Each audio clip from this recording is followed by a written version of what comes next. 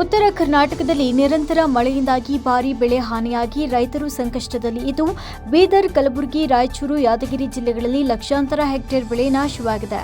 ಕೇಂದ್ರ ಸಚಿವ ಎಚ್.ಡಿ. ಕುಮಾರಸ್ವಾಮಿ ಅವರು ಪ್ರಧಾನಿ ಮೋದಿ ಮತ್ತು ಅಮಿತ್ ಶಾ ಅವರಿಗೆ ಮನವಿ ಮಾಡಿದ್ದು, ಕೇಂದ್ರದಿಂದ ಅಧ್ಯಯನ ತಂಡ ಕಳುಹಿಸಿ ತಕ್ಷಣ ಪರಿಹಾರ ನೀಡುವಂತೆ ಒತ್ತಾಯಿಸಿದ್ದಾರೆ.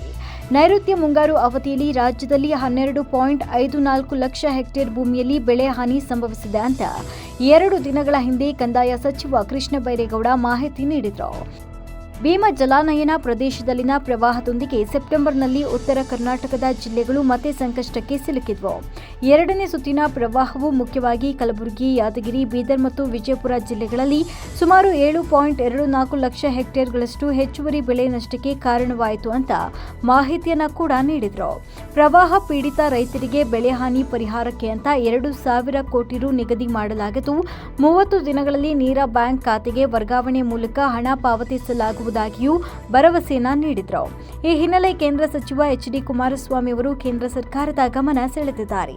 ಬೆಳೆ ಹಾನಿ ಅಧ್ಯಯನಕ್ಕಾಗಿ ಶೀಘ್ರದಲ್ಲೇ ಕೇಂದ್ರದಿಂದ ತಂಡ ಕಳುಹಿಸುವಂತೆ ಹಾಗೂ ಪರಿಹಾರ ನೀಡುವಂತೆ ಕೇಂದ್ರ ಸರ್ಕಾರದ ಮೇಲೆ ಒತ್ತಡ ಹಾಕಿದ್ದಾರೆ.